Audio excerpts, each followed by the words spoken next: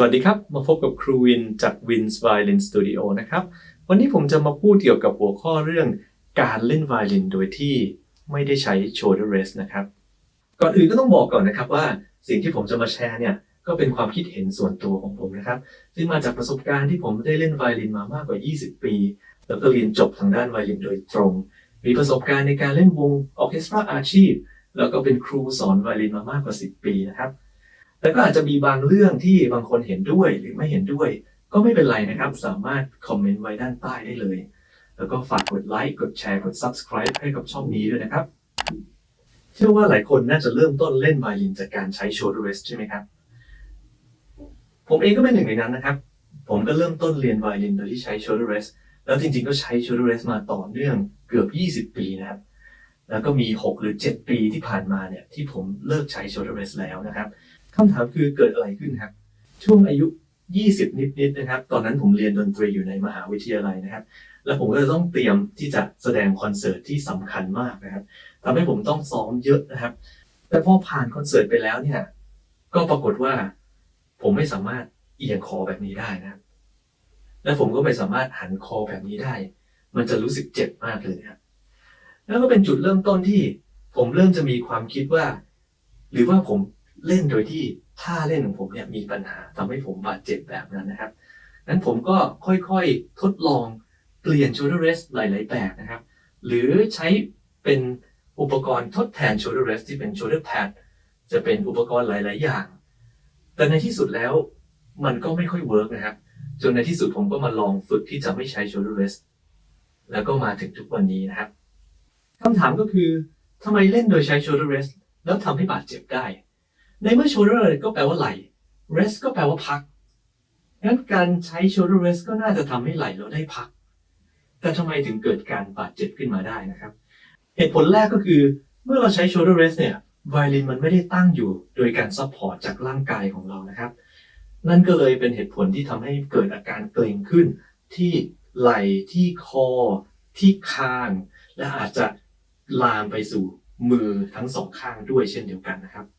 ก่อนอื่นผมขออธิบายวิธีการเล่นโดยไม่ใช้ shoulder rest แบบของผมก่อนนะครับอย่างแรกเลยคือผมจะไม่ยกไหล่ขึ้นเลยนะครับไม่ว่าสถานการณ์ไหนก็ตามจากนั้นไวโอลินเนี่ยจะถูกตั้งอยู่บน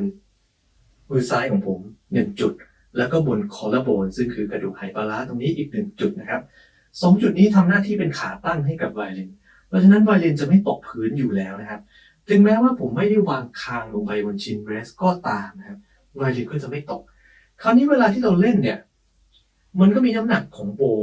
ซึ่งวางอยู่บนสายน้ำหนักนี้ก็จะช่วยกดไม่ให้ไวโอลินเนี่ยมันหลุดออกไปจากตัวของเราหรือลอยออกไปจากตัวของเราได้นะครับเดี๋ยวผมจะลองทดสอบโดยเล่นโดยที่ไม่ได้วางคางอยู่บนชินเรสให้ดูนะครับ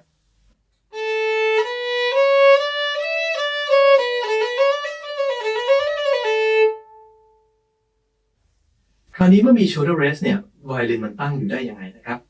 ให้ลองนึกถึงไม้กระดกที่อยู่ตามสวนสาธารณะที่เด็กๆชอบเล่นนะครับสมมุติว่าอันนี้เป็นไม้กระดกเนี่ยก็จะเห็นว่ามันจะมีจุดศูนย์กลางตรงนี้ที่เขายึดติดกับพื้นเอาไว้ใช่ไหมครับแล้วก็ทั้งสองด้านเนี่ยก็จะมีความยาวเท่ากันแล้วเด็กก็จะนั่งอยู่ในทั้งสองด้านนี้ครับกระดกไปกระดกมาแบบนี้นะครับจุดที่ยึดติดกับพื้นเนี่ยเราก็เทียบมันกับ shoulder rest นั่นเองนะครับที่มันยึดติดอยู่กับไหล่ของเราตรงนี้นะครับเราจะเห็นว่า shoulder rest เนี่ยมันไม่ได้อยู่ตรงกลางของม้ากระดกใช่ไหมครับแต่ shoulder rest เนี่ยมันอยู่ใกล้ฝั่งหนึ่งมากแต่อีกฝั่งหนึ่งเนี่ยมันก็เลยมีความยาวเยอะมากเลยนะครับงั้นการที่เราจะทำให้ไม้กระดกอันนี้มันตั้งอยู่ได้เนี่ยแปลว่าเราจะต้องใส่แรงลงไปในฝั่งที่สั้นก็คือฝั่งนี้นะครับเยอะๆเพื่อที่จะทำให้ไวโอลินสามารถตั้งอยู่ได้นะครับงั้นผมจะลองวางลงไปบนไหล่ของผมแบบนี้นะครับงั้นเมื่อผมปล่อยมือซ้ายลงเนี่ยผมก็จะรู้สึกถึงน้ำหนักเยอะทันทีที่ข้างใต้ของคางตรงนี้ของผมนะครับเพราะผมจำเป็นจะต้องกดลงไปเพื่อให้ไวโอลินมันสามารถตั้งอยู่แบบนี้ได้นะครับแล้วก็เมื่อมัน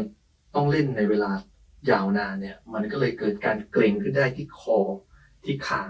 ของเราแบบนี้นะครับคราวนี้เวลาที่เราเล่นจริงๆแน่นอนเราคงไม่ได้เล่นท่านี้ถูกไหมครับเพราะเราก็ต้องมีมือซ้ายแล้วก็ต้องมีโบด้วยคราวนี้เมื่อมีมือซ้ายและมีโบเนี่ยจริงๆแล้วมัน ยิ่งกว่านั้นอีกนะครับเหตุผลก็เพราะว่าเมื่อเราเรียนรู้ที่จะ support violin โดยการกดจากคางแล้วเนี่ยทำให้มือซ้ายของเราเนี่ยมันก็จะไม่เคยได้ฝึกที่จะ support violin ด้วยตัวมันเองครับพอมือซ้ายไม่ได้ support violin ด้วยตัวมันเองเนี่ยมันจะทำตรงกันข้ามครับก็คือมันก็จะพยายามดึงไวโอลินลงนะครับเวลาที่เรากดนิ้วเนี่ยข้างซ้ายมันก็จะกดไวโอลินลงทางนี้นะครับผสมกับโบมันก็จะมีน้ำหนักจากโบที่วางอยู่บนสายเช่นเดียวกันถูกไหมครับนั้นทั้งโบและก็มือซ้ายเนี่ยมันอยู่ทางด้านยาวของม้ากระดกนี้นั้นพอมีแรงจากสองส่วนนี้ลงไปบนไวโอลินเนี่ยมันก็เลยทำให้เราจะต้องคาน้ำหนักโดยการกดคางของเราลงบนชินเรสเนี่ยให้แรงขึ้นอีกนะครับเพื่อไม่ให้ไวโอลินเนี่ยมันตกลงไปแบบนี้นะครับมันเลยเป็นที่มาที่ทำให้เกิดอาการบาดเจ็บขึ้นมาได้นะครับอีกส่วนหนึ่งที่จะทำให้เกิดอาการบาดเจ็บได้นะครับก็คือไหล่นั่นเองนะครับเวลาที่เราใช้ shoulder rest เนี่ยน้ำหนักเมื่อกี้ที่ผมอธิบายไปไม่ว่าจะคางไม่ว่าจะโบไม่ว่าจะมือซ้ายเนี่ยทั้งหมดนี้ถูกรวมกันแล้วส่งลงไปที่ shoulder rest ลงไปที่ไหล่ของเรานะครับเพราะฉะนั้นบางทีร่างกายของเราเนี่ยมันก็จะมีระบบที่ต้านโดยการที่เรายกไหล่ขึ้นมาถ้าเกิดเรามองคุณผู้หญิงจากทางด้านหลังนะครับหลายคนเนี่ยหิ้วกระเป๋าข้างเดียวใช่ไหมครับแล้วก็กระเป๋าก็จะมีน้ำหนักเยอะแล้วก็จะเห็นว่าหลายๆคนเนี่ยเดินแล้วก็ยกไหล่ข้างที่สะพายกระเป๋าโดยไม่รู้ตัวนั่นก็เป็น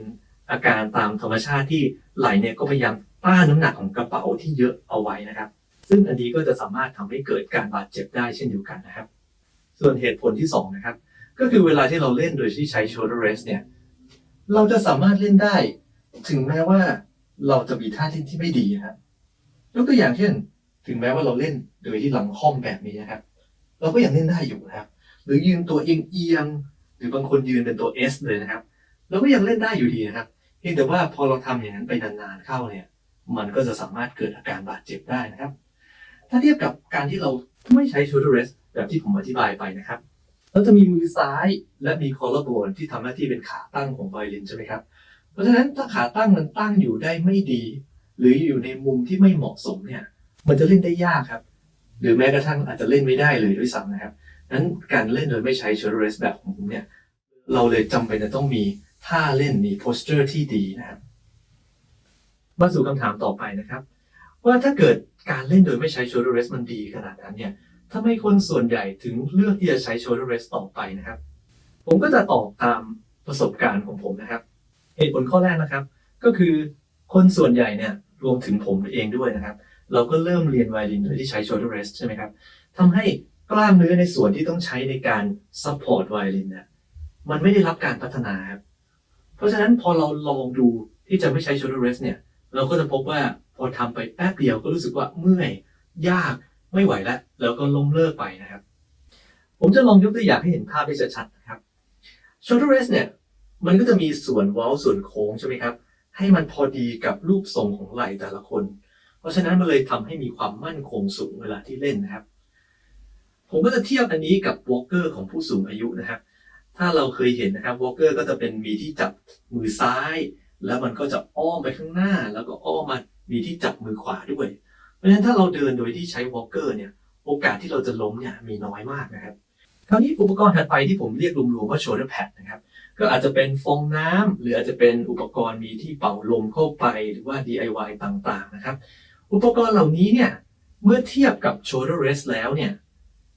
มันก็จะมั่นคงไม่เท่ากับ shoulder rest เพราะว่าเวลาที่เราใส่เข้าไปข้างหลังของไวโอลินนะครับแล้วก็เล่นเนี่ยจุดสัมผัสที่ไหล่ของเรามันจะเป็นจุดที่เล็กกว่าอันนี้ผมก็จะเทียบกับไม้เท้าของผู้ใหญ่ที่เป็นคล้ายๆสลักอานะครับซึ่งมันจับได้แค่มือเดียวนะครับนั้นความมั่นคงก็จะสู้แบบวอล์กเกอร์ที่เป็นคล้ายๆตัว U แบบนี้ไม่ได้นะครับคราวนี้สุดท้ายก็คือการเล่นโดยที่ไม่ใช้ shoulder rest ก็คือการเดินโดยที่ไม่มีอุปกรณ์ช่วยนะครับใช้ขาสองข้างของเราเองเพราะฉะนั้นถ้าเกิดเราเดินโดยที่ใช้วอล์กเกอร์ที่มีความมั่นคงเยอะๆแบบนี้นะครับเป็นเวลา10 ปี 20 ปีนะครับแล้ววันหนึ่งเราเกิดเอาวอล์กเกอร์นั้นออกไปนะครับผมว่าเราก็ไม่น่าจะเดินได้นะครับเพราะว่ากล้ามเนื้อขาส่วนที่ใช้ในการพยุงตัวในการเดินเนี่ยมันไม่เคยถูก พัฒนามาก่อนนะครับเช่นเดียวกันกับถ้าเกิดเราใช้ shoulder rest มาอย่างยาวนานเนี่ยกล้ามเนื้อในการที่เราจะใช้ในการพยุงไวโอลินก็ไม่เคยถูกพัฒนาเหมือนกันนะครับงั้นพอเราเอา shoulder rest ออกแล้วพยายามจะเล่นโดยไม่ใช้ shoulder rest เนี่ยเราก็เลยพบว่าเมื่อยมากแล้วก็เล่นยากมากนะครับนั่นก็เป็นเหตุผลแรกนะครับเหตุผลที่2นะครับก็คือเมื่อเราลองเอา shoulder rest ออกแล้วลองเล่นดูนะครับปรากฏว่าเราพบว่าเราทำเทคนิคบางอย่างไม่ได้ดีเท่าเดิมนะครับยกตัวอย่างเช่นอาจจะเคยวิบราโตได้ดีแล้วก็วิบราโตไม่ค่อยได้แล้ว shifting ได้ดีตอนนี้ shift ไม่ค่อยได้แล้วนะครับพอเจอแบบนั้นปุ๊บเราก็เลยรู้สึกว่าฉันทำไม่ได้ไม่เอาดีกว่านะครับเหตุผลที่3ก็คือเมื่อลองแล้วเนี่ยรู้สึกกลัวว่าไวโอลินจะตกนะครับอันนี้ก็เหมือนที่ผมอธิบายไปแล้วนะครับถ้าเกิดขาเรามีกำลังแล้วเนี่ยเวลาเราเดินโดยที่ไม่ใช้วอล์กเกอร์เนี่ยเราก็ไม่กลัวว่าตัวเองจะหกล้มใช่ไหมครับนั่นก็เช่นเดียวกันครับเหตุผลที่4นะครับก็คือบางคนอาจจะบอกว่าฉันไม่มีเวลาหัดนะครับเพราะอย่างที่บอกไปว่าการที่จะเทรนให้แขนของเราเนี่ยซัพพอร์ตไวโอลินเนี่ยมันก็ต้องใช้เวลานะครับมันไม่ได้ทำได้ข้ามคืนและรวมทั้งเทคนิคต่างๆที่เราอาจจะต้องเปลี่ยนในการให้มันเล่นได้โดยที่ไม่มี shoulder rest เนี่ยมันก็อาจจะต้องใช้เวลาเช่นเดียวกันนะครับบางคนก็เลยคิดว่าไม่เอาดีกว่านะครับส่วนเหตุผลข้อสุดท้ายนะครับหลายคนอาจจะอยากทำได้แต่ไม่มีใครแนะนำไม่มีคนสอนนะครับหรือบางคนอาจจะไม่รู้ด้วยซ้ำว่าไวโอลินเนี่ยสามารถเล่นโดยไม่ใช้ shoulder rest ก็ได้เหมือนกันแล้วก็มีข้อดีมากมายนะครับงั้นก็ให้ติดตามช่องนี้ไว้นะครับผมก็จะมีพาร์ทถัดไปที่จะมาแนะนำว่าเราจะสามารถฝึกแล้วก็ทดลองเองได้ยังไงนะครับประเด็นถัดไปก็คือแล้วการเล่นโดยไม่ใช้ shoulder rest เนี่ยเหมาะกับใครบ้างนะครับหนึ่งเลยก็คือเหมาะกับคนที่มีอาการบาดเจ็บต่างๆที่ผมได้อธิบายไปนะครับหรือแม้กระทั่งลองเปลี่ยน shoulder rest มาหลายต่อหลายรุ่นหลายต่อหลายยี่ห้อแล้วอาการบาดเจ็บนั้นก็ยังไม่หายนะครับ2คือคนที่อยากจะให้การเล่นของตัวเองเป็นอิสระมากขึ้นนะครับถ้าเรามี shoulder rest เนี่ยเวลาเราขยับแต่ละส่วนก็อาจจะยากนิดนึงเราต้องขยับไปทั้งหมดแบบนี้นะครับแต่ถ้าเกิดเวลาที่เราไม่มี shoulder rest แล้วเราก็จะสามารถขยับทุกอย่างได้อย่างอิสระเลยนะครับสุดท้ายผมคิดว่าเหมาะกับทุกคนนะครับถึงแม้บางคนอาจจะคิดว่าไม่ได้อยากจะเปลี่ยนมาทำแบบนี้ตลอดไปนะครับแต่ว่าเมื่อเราฝึกโดยไม่ใช้ shoulder rest เนี่ยมันจะทำให้เรารู้จักร่างกายของเราได้ดีขึ้นแล้วเราจะมีความรู้สึกว่าไวโอลินเนี่ยเป็นเหมือนอวัยวะอีกชิ้นหนึ่งของเรานะครับสุดท้ายอยากจะพูดถึงเรื่องข้อได้เปรียบเสียเปรียบนอกเหนือจากที่อธิบายไปแล้วนะครับอย่างแรกเลยก็คือเรื่องของเสียงนะครับเวลาที่เราใช้ shoulder rest เนี่ยมันก็จะมีการบีบหรือการเกาะของขา shoulder rest สองข้างเนี่ยกับไม้แผ่นหลังของไวโอลินเอาไว้นะครับหรือแม้แต่พวกที่ใช้ shoulder pad ต่างๆก็คือจะมีฟองน้ำที่ติดอยู่กับตัวไม้แผ่นหลังของไวโอลินทำให้ไม้แผ่นหลังเนี่ยมันจะสั่นไม่ได้ดีเท่ากับการไม่มี shoulder rest นะครับข้อที่2ก็คือว่า shoulder rest เนี่ยบางครั้งมันอาจจะหลุดออกมาตอนที่เรากำลังเล่นอยู่ก็ได้นะครับมันเคยเกิดขึ้นกับผมครั้งหนึ่งตอนที่ผมเล่นคอนเสิร์ตอยู่กลางแจ้งนะครับอาจจะเพราะว่าอากาศมันร้อนหรือว่าชื้นก็แล้วแต่หรือว่าผมขยับร่างกายเยอะเกินไปแต่ผมจำได้ว่ามันค่อยๆหลุดออกมากลางคอนเสิร์ตเลยนะครับก็เป็นประสบการณ์ที่ไม่ค่อยดีเท่าไหร่นะครับข้อที่3ก็คือเรื่องของราคานะครับ shoulder rest เนี่ยมีราคาเริ่มต้นแค่หลักร้อยเท่านั้นเองแต่ว่าเดี๋ยวนี้รุ่นใหม่ๆเนี่ยอาจจะขึ้นไปถึงหลักหมื่นได้เลยนะครับข้อที่4ก็คือว่า shoulder rest เนี่ยมันมีหลายรูปทรงใช่ไหมครับแล้วหลายคนเนี่ยอาจจะลองปรับดูแล้วทำให้มันยาวขึ้นให้มันสูงขึ้นเอียงมันไปทางซ้ายทางขวาแล้วก็ปรากฏว่าก็หาที่ที่สบายไม่ได้สักทีนะครับมันก็จะเป็นปัญหาเรื่องของการปรับตั้งเช่นเดียวกันและข้อสุดท้ายเป็นข้อที่อันตรายโดยเฉพาะสำหรับคนที่มีไวโอลินราคาแพงๆนะครับซึ่งก็คือ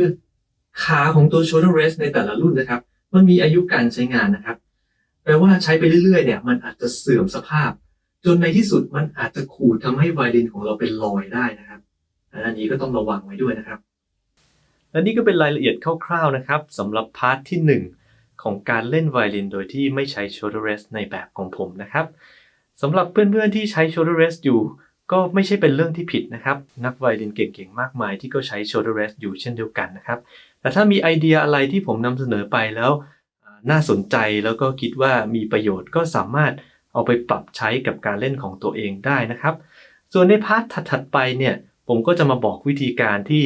เราจะสามารถเอาไปฝึกได้ด้วยตัวเองนะครับเพื่อวันหนึ่งเราจะสามารถเล่นได้โดยไม่ต้องใช้ shoulder rest นะครับ